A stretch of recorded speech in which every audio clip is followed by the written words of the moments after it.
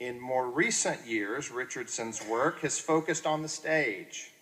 He is co-creator and storyteller of several popular musicals, including The Rock and the Rabbi, The Witnesses, David, and The Child. These musicals, which creatively and very passionately depict stories from the Bible, have been enjoyed by audiences throughout the country, from New York City to Milligan.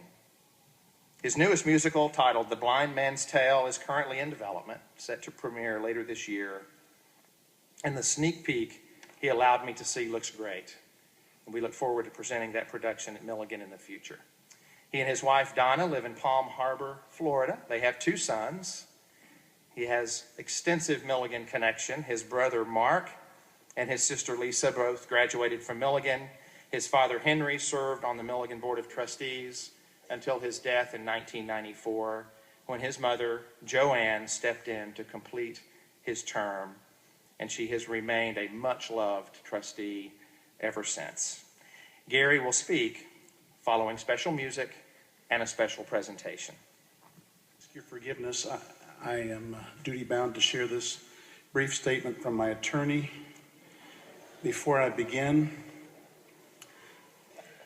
be it known on this date, May 11, 2013, that our client, Gary Richardson, has been, over the years, maliciously accused of various pranks, gags, japes, and shenanigans during his student tenure at Milligan College in Johnson City, Tennessee.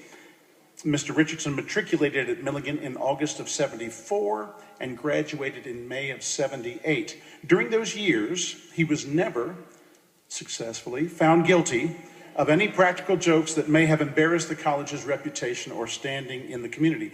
The following is a partial list of the hijinks that our client, Mr. Richardson, was not, to our knowledge, in any way associated. Number 1, the Buffalo in the Belfry incident. During the aforementioned episode, a team of accomplished Milligan students, under cover of night, removed the full-sized Milligan Buffalo mascot statue from its home on the baseball field and, using mountain climbing skills and rappelling equipment, hoisted and secured the buffalo within the Seeger Chapel belfry. In the morning light, the Milligan buffaloes seemed to be contentedly grazing at an altitude of roughly 75 feet. Number 2, the disappearing door incident. During the aforementioned episode, a team of skilled Milligan students, under cover of night, employed their impressive knowledge of the craft of bricklaying to completely conceal the front entrance to Hart Hall. In the morning light, visitors arrived at the usual entrance to the hall only to discover it had vanished. Number 3, the Beam Me Up Scotty incident. During the aforementioned episode, a large group of dedicated Milligan students, under cover of night, completely removed every single chair and desk from Derthick Hall, the college's main classroom building. In the morning light, students and faculty alike arrived at their respective classrooms to find them completely empty. The mystery continued for several hours and until an employee at Emmanuel School of Religion called the Milligan Dean's office to report that, from their vantage point on the hill across the highway, they could reveal that every piece of Derthick's furniture was on the roof of Derthick. Is that true? Yes. Okay. Again, we want to stress that our client, Gary Richardson, was not responsible for any of these pranks during his days as a student at Milligan College. Further, we'd like to state for the record that our position outlined here is factual and truthful in every aspect. After all, we're lawyers. Signed, John Dewey from Dewey, Cheatham and Howe in Tampa, Florida. We just never caught it.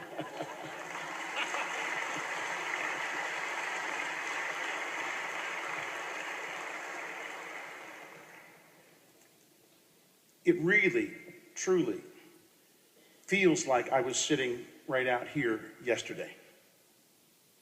Actually, I was sitting right there, right there. When you sat down today, was there a little plaque maybe with my name on it? Or... No? Okay. Probably just an oversight. I don't know if you feel today like I felt then.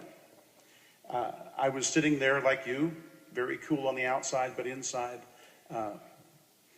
equal parts celebration and stark fear.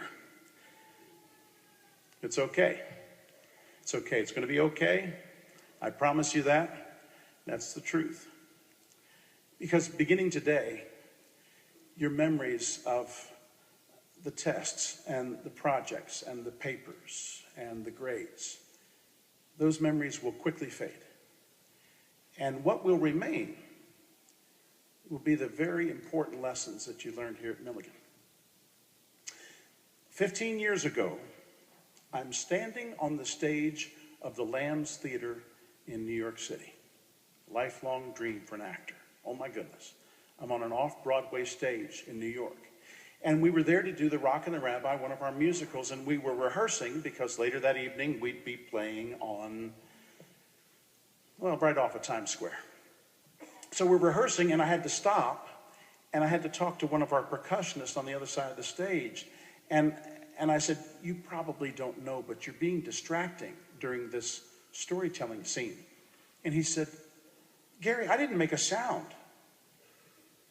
I said, I know you didn't make a sound, but you're under a light and you were moving. And, you know, the audience's eyes are going to go to you. He said, you got lights on you. They're not going to look at me.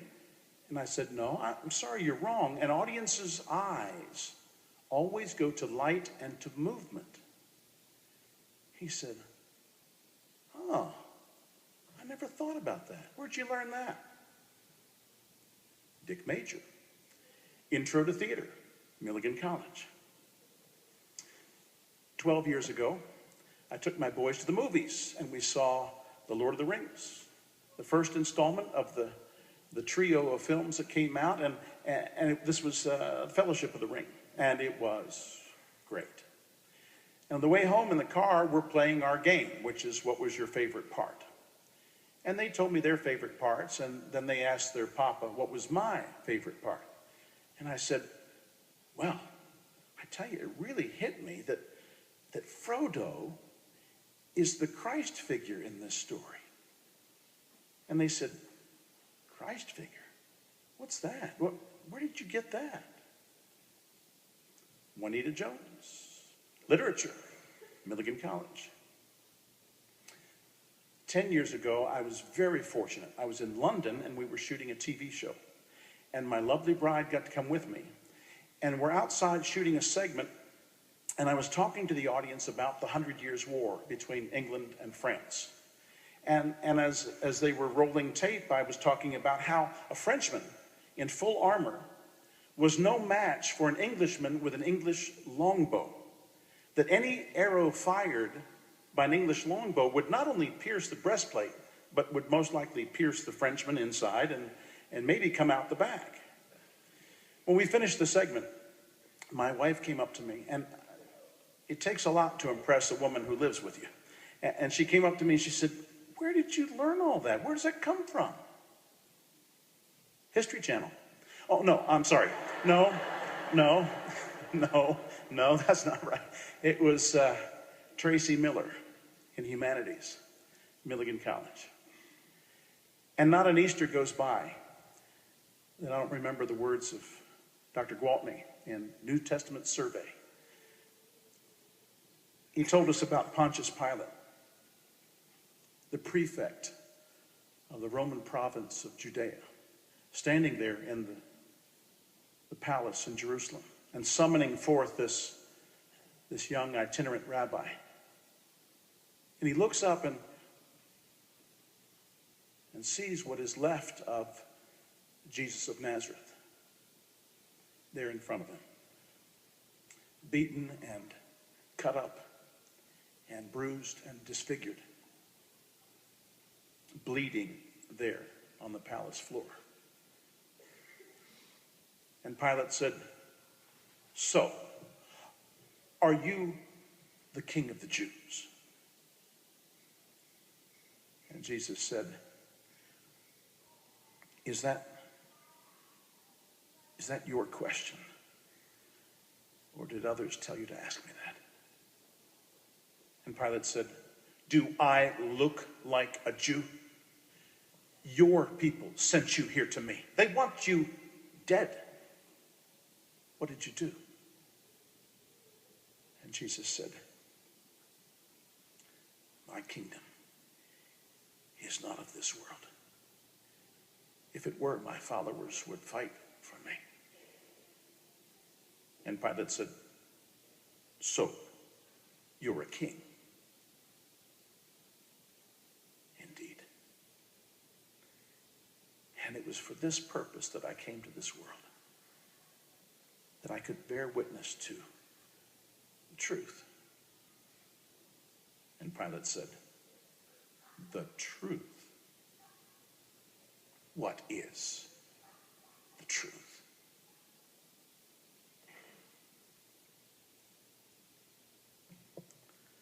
I know what the truth is.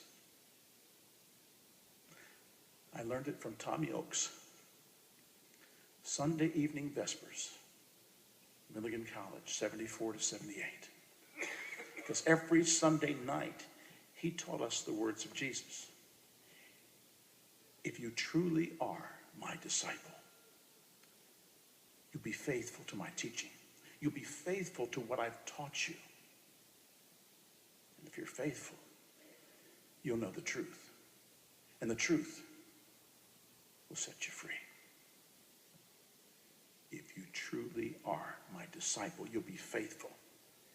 And if you're faithful, you'll know the truth. And the truth will set you free. Pilate was being sarcastic. What is the truth?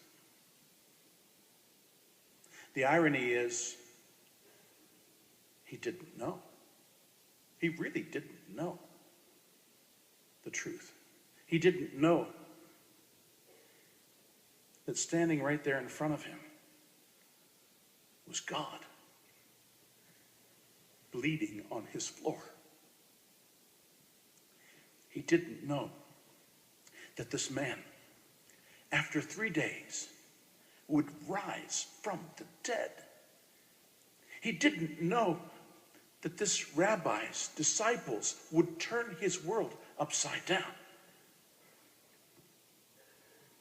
He didn't know that this Jesus would become the central figure of the human race. He didn't know that the Roman Empire would become the Holy Roman Empire. He didn't know that Christianity would spread throughout the known world and across the sea to the New World.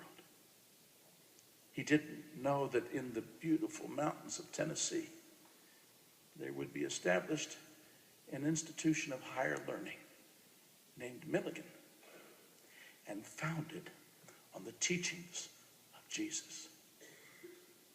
And he didn't know that in this very moment, yet another class of well-educated disciples would head out into a world that is hungry for the truth. So, today we celebrate. And we have good reason to do so. And tomorrow it's going to be okay. And that's the truth. And I learned it at Milligan. Congratulations. May God go with you.